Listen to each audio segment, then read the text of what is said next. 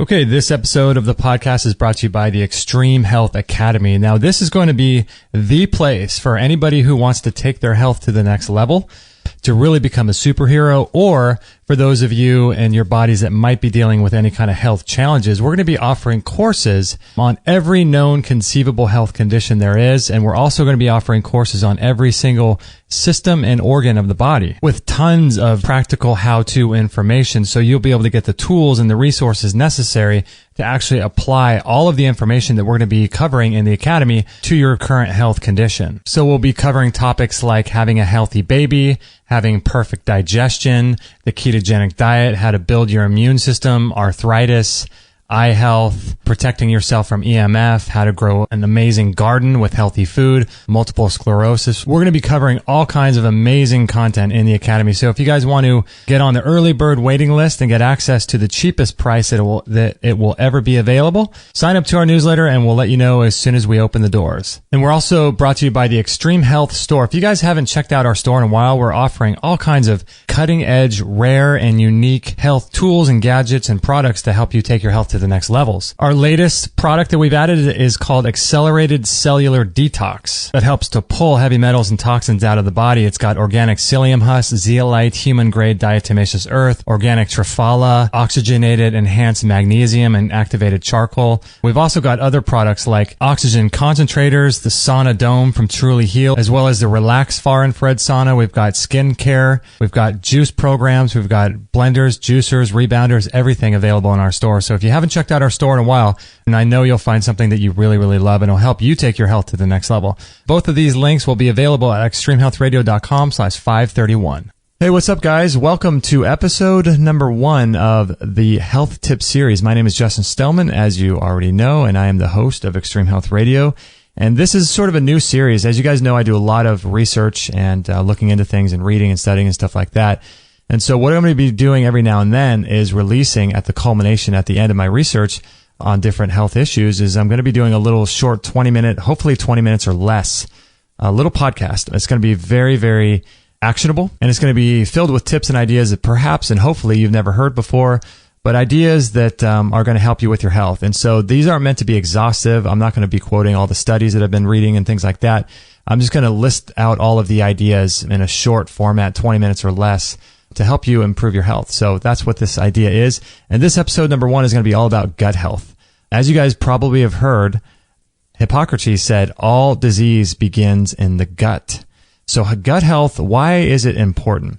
Now, Hippocrates was correct, but not correct about perhaps genetic diseases, right? But metabolic diseases and these other lifestyle diseases that we're getting these days are all connected to the gut. So why should we care about gut health? Well, from 2003 to 2007, an yearly average of cancer deaths, colon and rectal cancer, was 268,783 every year from 2003 to 2007.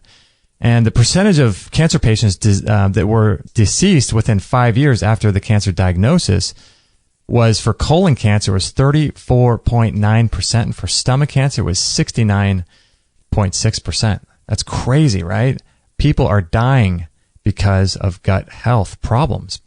So as we age, we should be working constantly every single day on our gut and how we can improve our gut health. So let me ask you a question.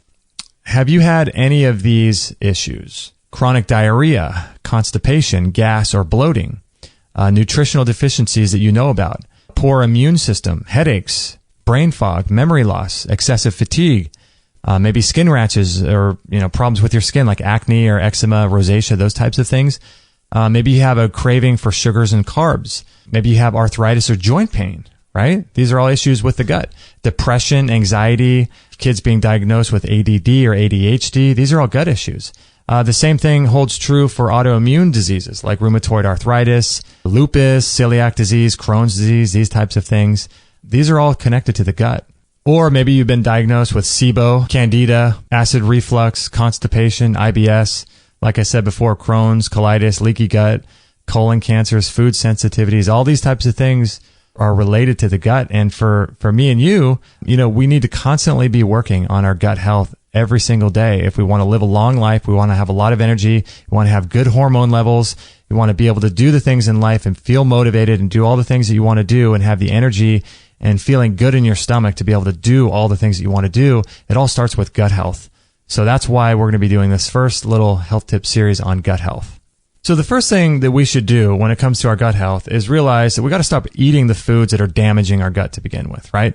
So what foods are those? Obviously the big ones that we all know about: corn, dairy, soy, wheat, and gluten, highly processed vegetable oils, refined sugars, any additives or preservatives found in foods, food coloring, food dye, processed foods, all these types of things, right? These are all destroy and damage the thin lining of your gut. So it's very, very important to stop eating the things that are damaging the gut. Before you do anything good for your gut, it's good to remove those things that are damaging the gut. That way, when you do the good things for your gut to try to heal, it won't be prevented because you're constantly damaging your gut with this corn and dairy and soy and wheat and all that kind of stuff. So some of the other things that damage your gut as well are obviously antibiotics and medications.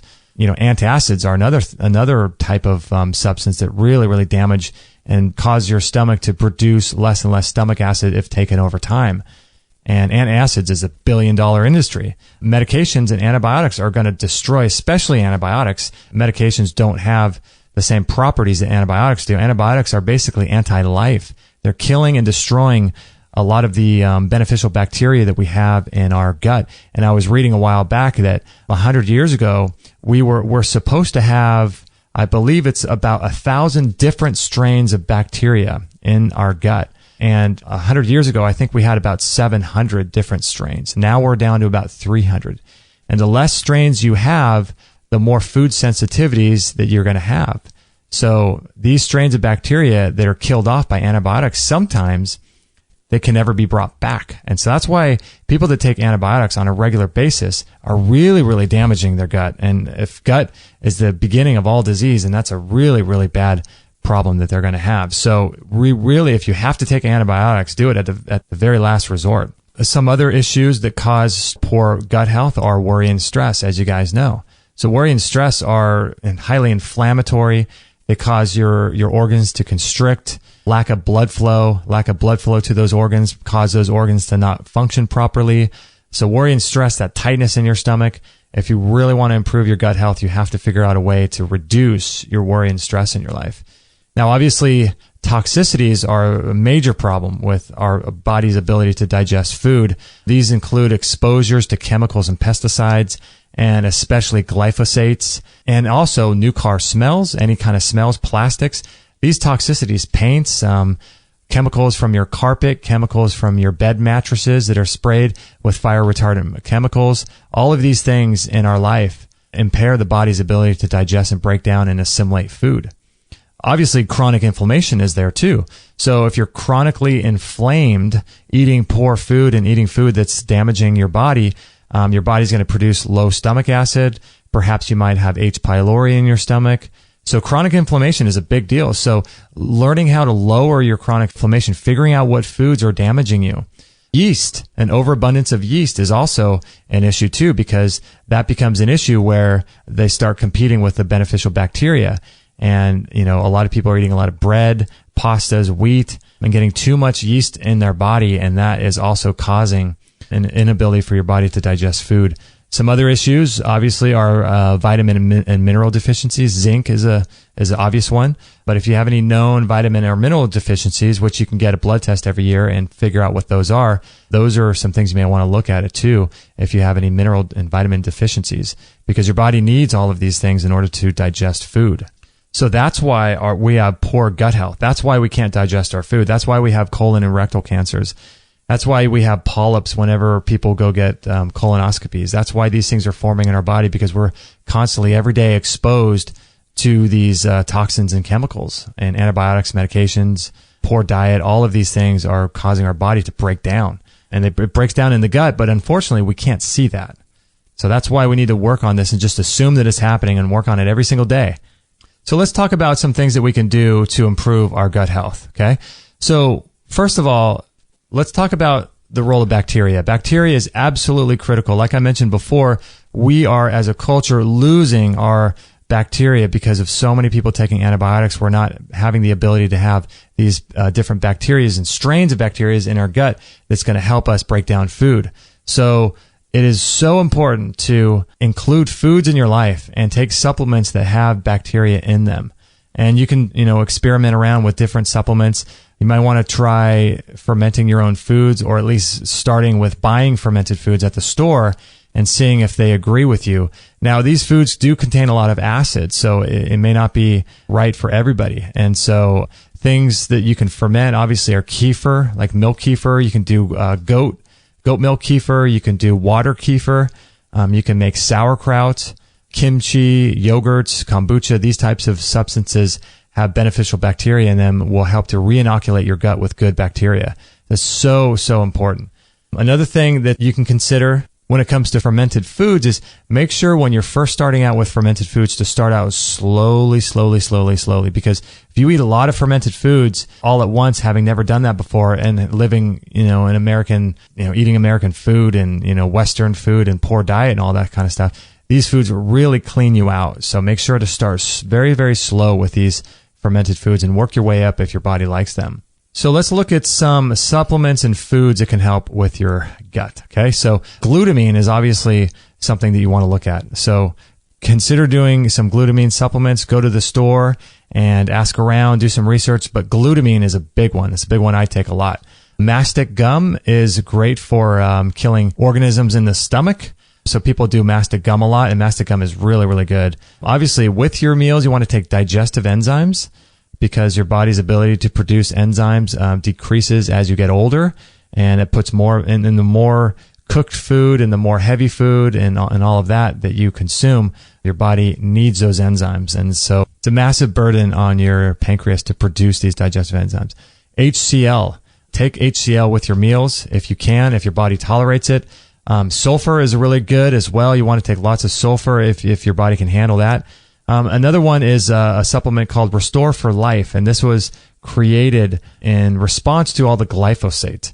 And so look into Restore for Life health product. We don't get any financial kickback from them, but we like what they're doing. Restore for Life. So a couple foods that are really good for your gut that you want to consider are colostrum and bone broth. So if you haven't tried those yet, we have a colostrum sold by Surthrival that's available in our store. Bone broth we sell, actually Surthrival sells the bone broth protein, but you can make bone broth. You can buy the bone broth powder at your store, but try and consider colostrum and bone broth as a part of your regular diet for a while and see how that goes. Some other things you might want to look into that you may not have heard before are mucilaginous foods. So foods that are jelly-like in their composition, like eggs, chia seeds, aloe vera gel, slippery elm bark, and Irish moss. These are all things that help to heal the gut. So really quickly, let's also talk about how to eat. It's very, very important how to eat food. We're never taught really how to eat, are we? So the one thing that you want to make sure to do while you're eating is to sit down and to have gratitude before your meal. Thank the animal if you're eating animal food. Thank the plants if you're eating plant food. Or thank God, or thank life, the universe, whatever you want. Is just to be grateful and sit for 5 or 10 seconds before you take that first bite and really be grateful for the food that you're eating. Another thing to look into is food combining. Now, there's a great book about this called Fit for Life. But basically, the idea of food combining is you don't want to put your body under too much burden when you eat. So you see a lot of people eating massive amounts of combinations of food that they're eating. So you want to keep it simple. If you're going to eat protein like meat, have meat and vegetables in a salad. If you're going to eat pasta and wheat products, have pasta and wheat and a salad and vegetables. But don't combine pasta with meat. And also, when it comes to fruit, eat fruit by itself on an empty stomach. First thing in the morning, it's always best. That way, nothing putrefies, nothing ferments in your stomach, and the food is digested easily. You have more energy, you feel light, your stomach is flat, and you feel good. Another thing to consider is chewing and saliva. See, digestion really starts with sight, when you look at food. And then the second point of digestion is when you smell food. And then the third point of digestion is your saliva, and when you chew food. So you're actually digesting the food when it's in your mouth, because you're producing acids and enzymes and all of these things to help break down the food in your mouth. So think about this too. if you ever swallow a chunk of food that's not completely chewed up, that now becomes your body's burden and puts tremendous amount of stress on your pancreas to create enough digestive enzymes and is in your stomach to create enough hydrochloric acid to break that food particle down into a liquid. So when you're chewing food, that's the only time that you get to actually help your body turn that food into a liquid. Once you swallow it, then it's all your body's work, and all that burden of digestion goes on to the different organs of your body. So make sure that when you eat, chew your food completely and thoroughly into a liquid. And that requires being grateful, eating, relaxing, eating slow, and taking your time, right? Another thing that you might want to look into is timing, the timing of when you eat food. So Adam Bergstrom is a guy on our show. You may want to look into his work, Chronobiotic Nutrition. And the basic principles of that are the foods that you eat in the morning are the foods that actually get the first light of the sun. And he's done all the scientific research on this and the angles of the sun and all this stuff. And then the foods that you eat in the middle of the day are foods that get the noonday sun, like foods that are closer to the ground, not the tall trees that have the fruit on them. And then the food that you want to eat in the end of the day are foods that are on the ground or below the ground. And those would be like fish, or below the ground or below the surface, on the ground foods like root vegetables, things like that. So you might want to consider eating the food in time, and that will help you digest as well. Something that I do is intermittent fasting, and that is I don't eat after 6 p.m. If I eat at 7 p.m., that's fine. But what I do is I allow my body 16 hours of not eating anything. So when I'm eating, if I eat at 8 p.m., for example, if that's my last meal, I try to make sure that I leave at least 4 hours before going to bed after I eat. That's super, super important. So let's say I get done eating at 6 p.m., then that means I don't eat breakfast, anything but water until 10 a.m. the next morning. So I can have some, flexibility. I just got to make sure that I get 16 hours of not eating anything. And that has been helping tremendously with my digestion, I have to say. That's something that you may want to look into is intermittent fasting, and you can do that every single day as a way that you live your life. So look into that as well. Also, something else to consider is not drinking any liquids with your meals. Drink your liquids away from meals, before meals, but when you're eating, don't drink any liquids. And because when people drink a lot of liquids, it dilutes the stomach acid in your body, and that stomach acid then becomes not powerful enough to break those solid food particles down into a liquid state. So don't drink any liquids during your meals. So let's see, I have about 4 minutes left here. Okay, let's look at some advanced ways to heal your gut. Now, a lot of people do fecal implants. Now, this might sound crazy and you might think I'm nuts, but people are doing fecal implants, and that's a surgical procedure, I believe, that's transferring the fecal matter from someone who has healthy digestion to someone who has very, very poor digestion. They're seeing incredible results with kids and autism doing fecal implants. So it's really, really an interesting and cutting edge science that's going on there. So that might be something you might want to research. Something else you might want to do is what I just said is intermittent fasting and or regular fasting. So you might want to look at those two things. They have helped my gut health tremendously. Obviously, there's yoga poses for digestion to help squeeze those organs of elimination, the liver, the gallbladder, the stomach, the colon, and you can squeeze and manually manipulate those organs to be able to bring blood flow back to those organs, which will help them work properly. So there's a lot of yoga poses that you can do to help improve digestion. So you may want to look into those. Meditation is also something that you may want to look into. Meditation helps to reduce inflammation, chronic inflammation, stress, worry, and having that tight feeling in your stomach. So meditation is something that you really want to look into. Also, ozone insulfations, ozone therapy for healing tight junctions in your gut. So that's rectal ozone. You might want to look into it. Marcus Freudenman on our show does a lot of work with that and has some great, great results with people. Obviously, rebounding would be great too for your gut health. You might want to look into that.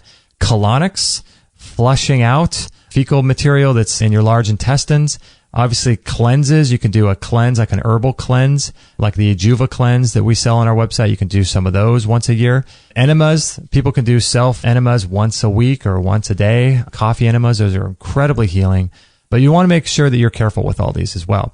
Also, you may want to take a food sensitivity diet and start tracking and put together a log and start writing down how you feel after the foods that you eat and what time you eat and what you eat and all that kind of stuff. That will help tremendously.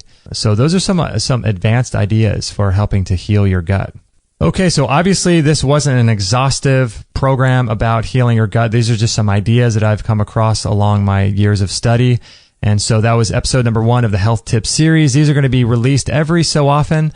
This one obviously was about digestion, but we're going to be releasing these every so often when my research comes to an end about a certain topic or issue. So make sure to keep an ear out for those. Oh yeah, and one final thing I wanted to tell you about. This is just sort of a small sort of breakdown of the course that we're going to be launching our membership site with. And our membership site is going to be coming very soon, probably around September of 2017, if not maybe October of 2017. But right around there, we're going to be launching a membership site. And the first course that we're going to be doing is an in-depth course on all of the sort of topics that I just talked about with gut health. So if you guys are interested in that, you can go to the podcast page for this page and you can sign up for it. It's free to sign up. You'll be on the waiting list, and it's going to be a monthly membership community, but we're going to be launching courses in there. And the first course we're going to be launching is all about gut health with a really prominent naturopathic doctor. He's going to be going in detail on video with all of these things about how to take care of your gut, how to heal your gut, how to improve your gut, all these things. So if you guys are interested in that, you can go to extremehealthradio.com/531. That is the actual blog post for this particular lesson here. So that's extremehealthradio.com/531, and there'll be a link on that page to sign up to the early bird waiting list. And we'll let you guys know when we have the grand opening and we open the doors to the community, and that gut health program will be in there waiting for you guys. So if healing your gut is something that you really want to do and really improve your health by healing your gut, make sure to sign up to that community, because like I said before, those people that are on that waiting list are going to get the best prices as soon as we open the door. So make sure to sign up at extremehealthradio.com/531. And thank you for listening. We love you guys, and we'll catch you guys on the next episode. No material on this blog is intended to suggest that you should not seek professional medical care. Always work with qualified medical professionals, even if you educate yourself in the field of live food, nutrition, and alternative medicine. I'm not a doctor, nor am I offering readers medical advice of any kind. None of the information offered here should be interpreted as a diagnosis of any disease, nor an attempt to treat or prevent any disease or condition. While information in this blog is discussed in the context of numerous conditions, it can be dangerous to take action based on any information in this blog or to start any health program without first consulting a health professional.